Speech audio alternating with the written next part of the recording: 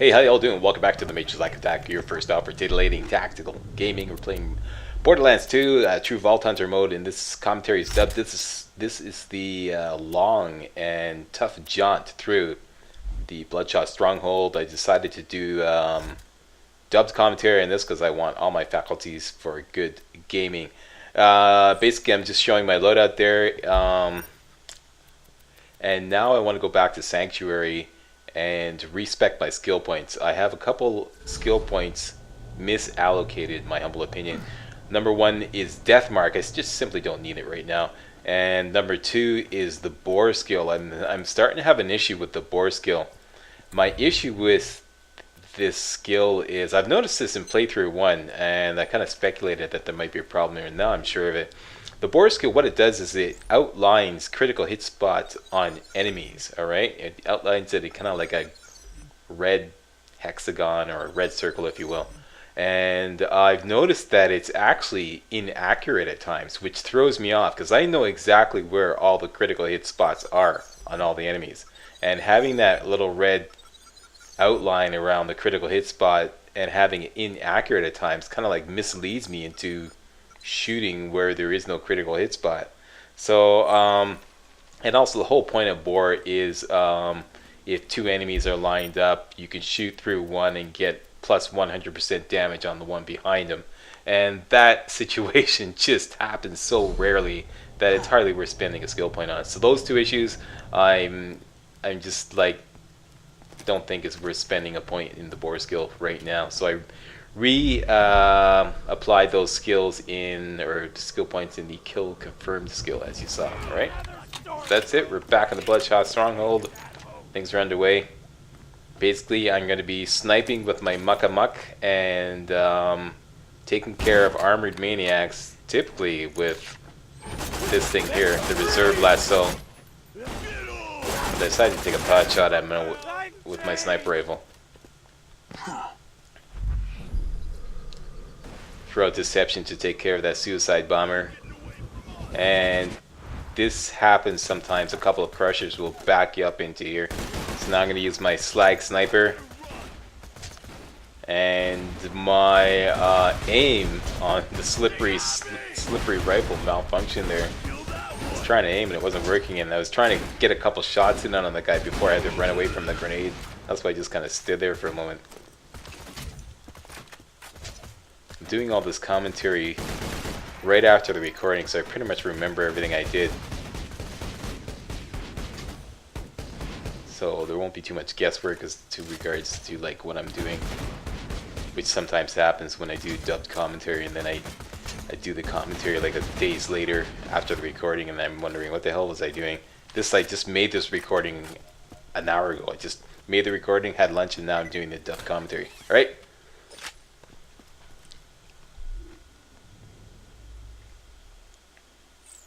There, I'm just checking to see if I need ammo.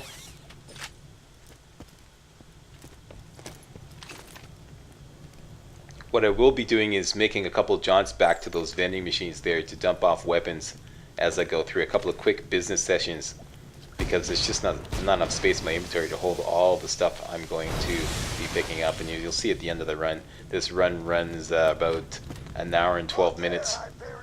I'm not asking much for Roland. $1 million. Hello? This thing on? You handling the Bloodshots all right? They've been trying to take Roland out ever since he kicked their asses out of Sanctuary. I should have seen it coming. There, I'm just getting my kill confirmed skill revved up by aiming my sniper rifle.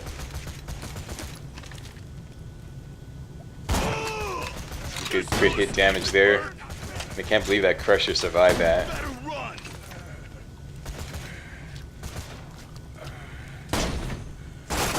He wouldn't have if I had slapped on my sniper class mod. But I don't want to risk putting that on, because this is a pretty intense battle. So I want to keep the survivor class mod on. Make sure my health is always regenerating.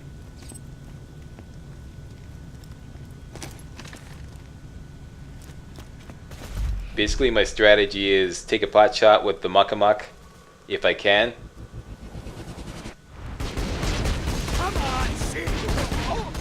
Then do some mid-range work with the slagger and the slippery rifle. And if anybody gets close up my face, use the reserve lasso.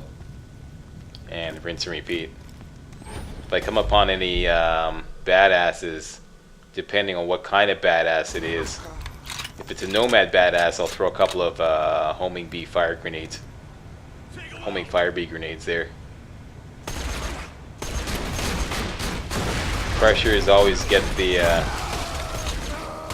slag slippery rifle combo. Nice crit hit there. Here I didn't bother slagging him because he was already taking some heavy caustic damage from that barrel.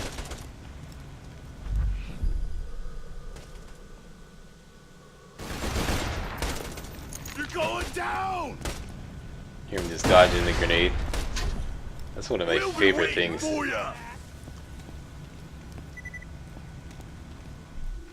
When they huck a grenade and you see it coming, you just dodge out of the way. That's one of my favorite things. So I know a guy's down there, so I'm going to throw a homing fire big grenade down there to take care of him because he's annoying me. So he's down. A little reloading while that's happening. Get some quick reload speeds out of the killer skill because I just killed that guy. Waiting for him to pop up over there, and I think it's a lunatic marauder or something like that. Just like all it. Okay, here comes somebody trying to get up in my face. Felt the old reserve lasso. Nice SMG that everybody can get in the Frostburn Canyon. I showed you that earlier. It's an excellent maniac buster. Excellent.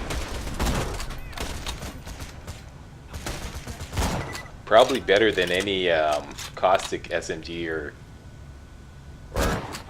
weapon you can pick up at this stage in the game.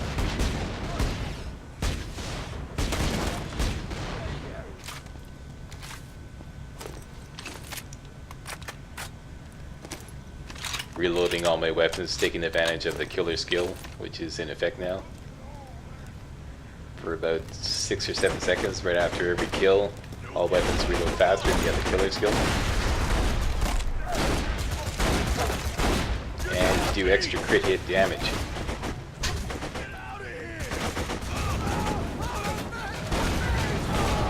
There I saw a couple of guys grouped together, and also there's a nomad badass out there, so that's definitely homing fire every time. And then whip out the assault rifle. And laying some extra bad news on those guys while they're all burning up. Still got the super badass alive. So out goes another homing fire bee. Waiting for his shield to go down, and then I'm gonna go at him with the Torg assault rifle, which has any explosive weapon, any weapon with explosive elemental damage is good on nomads, even with shields.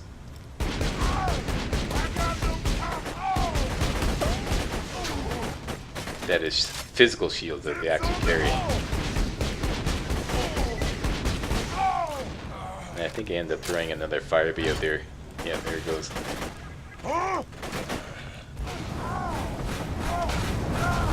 So I'm pretty confident that I'm going to have enough grenades. Now if you're following along with this walkthrough, one thing you want to do, okay, I'm going to mention this now, but one thing you want to do is make sure you have a lot of grenades by the time you get to what's that called? Satan's Suckle, that whirlpool at the end where Mad Mike spawns. Alright, you want to have a lot of grenades to take on Mad Mike. And the strategy I'm going to show is a little variation of the strategy I used in playthrough 1. It's actually better, I believe. Basically the same thing. Hide behind the outhouse chest until Mad Mike spawns and then go at him. And instead of going, anyways, I'll talk about that later, I'll show you later. So I'm just refilling, checking my ammo count, doing a little bit of fast looting.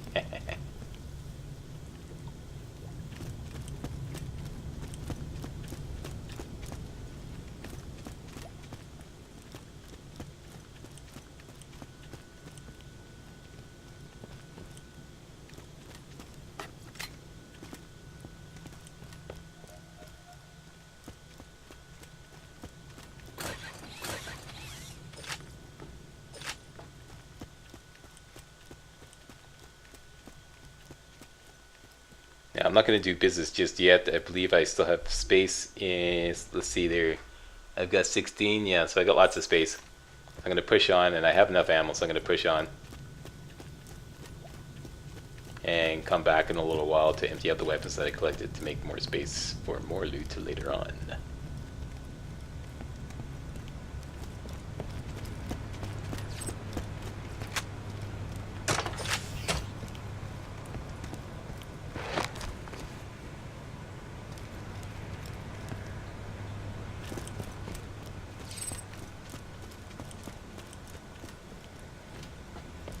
Okay, coming into the next enemy infested area.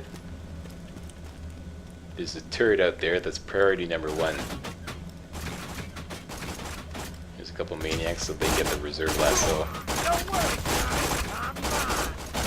These guys are doing a good tag team on me. And the railing was getting in the way, so I couldn't gun him down as effectively as I wanted to, and then I kind of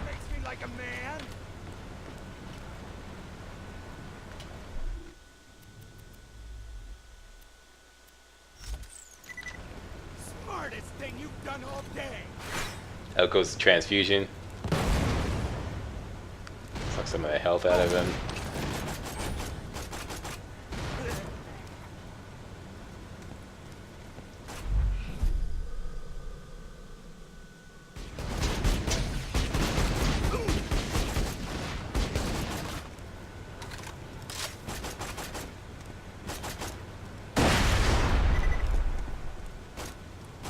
And I didn't even see that grenade there, but when I was playing I did.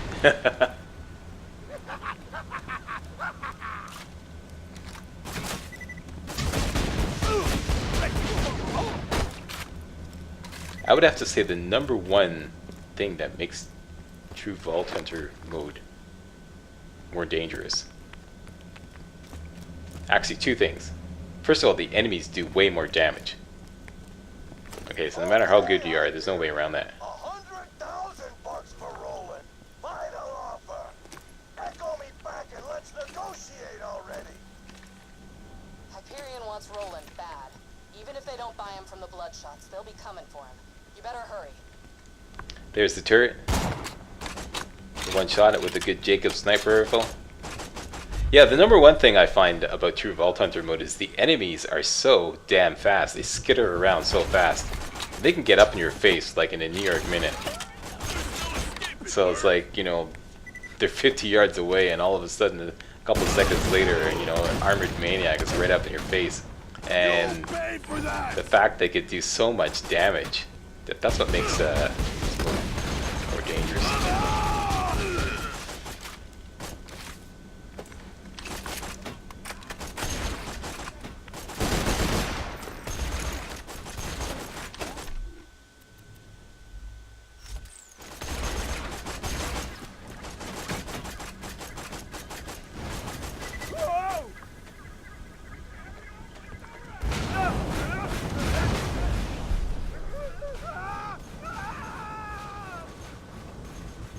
Throwing a little bit of homing fire bee.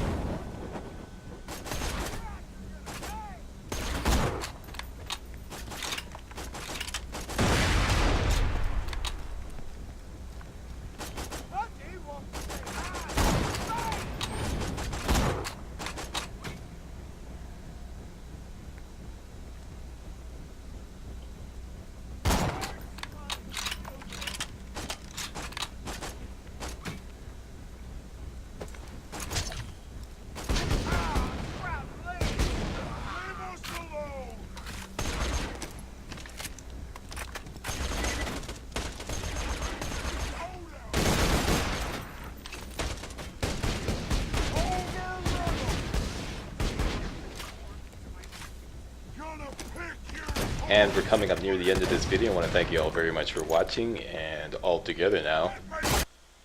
Damn you, Slack, and your fucking cliffhangers! I'm sorry. Sometimes I just can't resist. What can I say? See you next video.